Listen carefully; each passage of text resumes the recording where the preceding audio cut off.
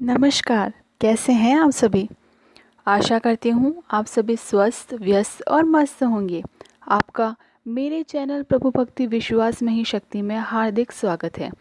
आप सभी को पौष कृष्ण पक्ष की सफला एकादशी की खूब खूब बधाई। आज सफला एकादशी की कथा और नियम के बारे में इस वीडियो में आपसे मैं जानकारी साझा करूंगी। बोलो वासुदेव श्री कृष्ण भगवान की जय। भगवान श्री कृष्ण बोले, हे युधिष्ठिर, मैं दान स्नान तप तथा तप से आदि सभी शुभ कार्यों से शीघ्र प्रसन्न नहीं होता। एकादशी व्रत करने वाला मुझे प्राणों से भी प्रिय लगता है। पौष मास के कृष्ण पक्ष की एकादशी का नाम सफला एकादशी है, जो सब कार्यों को सफल बनाने वाली है। इसमें श्री हरि नारायण की पूजा की जाती है। ऋतु अनुसार फल फूल धूप दीप और तुलसी पत्र का भोग लगाकर पूजन करना चाहिए। महात्मा की कथा भी कहता हूँ, प्रेम से सुनो। चंपावती नगरी में एक महिष्यमान नाम का एक राजा राज्य करता था।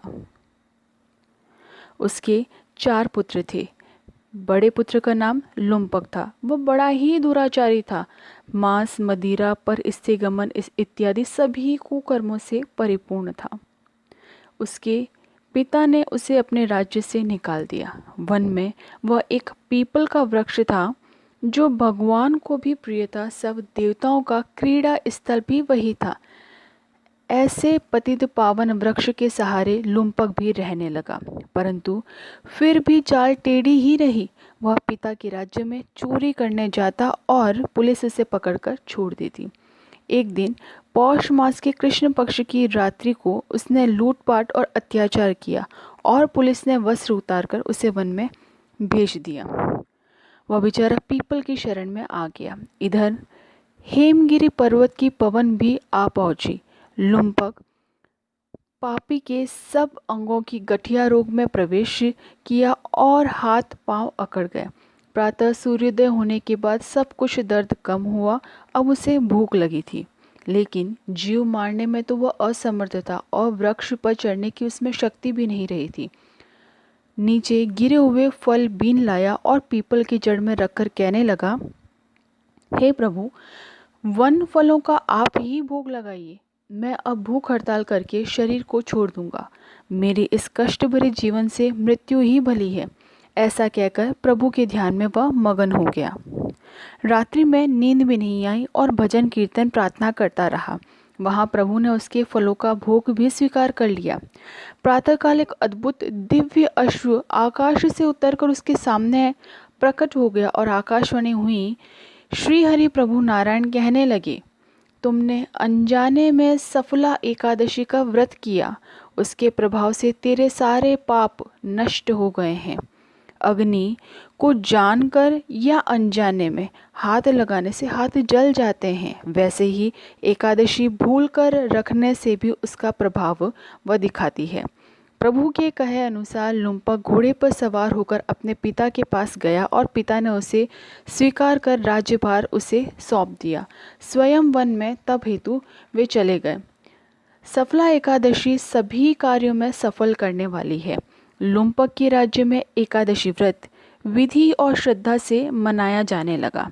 व्रती और जो भी सफला एकादशी का महात्म श्रद्धा और प्रेम से सुनता है, उसे अश्वमेध यज्ञ के बराबर फल प्राप्त होता है। एकादशी के नियम और सावधानियाँ।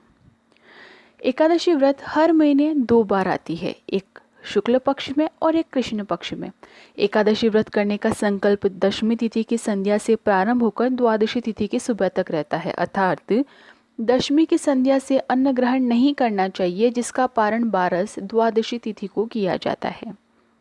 इस दिन प्रातःकाल प्रभु श्री हरि और द्वारकाधीश श्री कृष्ण भगवान से व्रत पूर्ण हो ऐसी प्रार्थना करके स्नान कर पूजा पाठ भजन कीर्तन मंत्र जाप नाम जाप करना चाहिए। इस दिन तामसिक पदार्थों का और अन्न का सेवन नहीं करना चाहिए। अगर व्यक्ति अन्न का सेवन करता है तो वह पाप का भागी बन जाता है। इस दिन व्रती को झूठ नहीं बोलना चाहिए, किसी की निंदा नहीं करनी चाहिए, ना ही किसी का मजाक बनाना चाहिए। व्रत करने वाला व्यक्ति अगर संभव हो सके तो कुछ भी ना लें। अगर ऐसा संभव ना हो सके तो फलाहार, दूध, सगार ले सकते हैं और साथ ही साथ इस दिन तिल और गुड़ का सगार लिया जाता है। प्रभु श्री हरि नारायण और श्री कृष्ण भगवान को ऋतु फलों का भोग लगाया जाता है। चरणामृत, तुलसी पत्र, नारियल, नींबू, सुपारी आदि का प्रभु को अर्पण किया जाता है।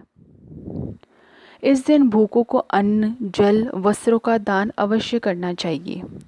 गाय और कुत्तों की भी सेवा करनी चाहिए, उन्हें भोजन देना चाहिए। अगर आप देने में असमर्थ हैं या ना दे सके तो जानवरों के साथ कभी भी बुरा बर्ताव नहीं करना चाहिए। ब्राह्मणों को भोजन कराकर दान दक्षिणा देना चाहिए।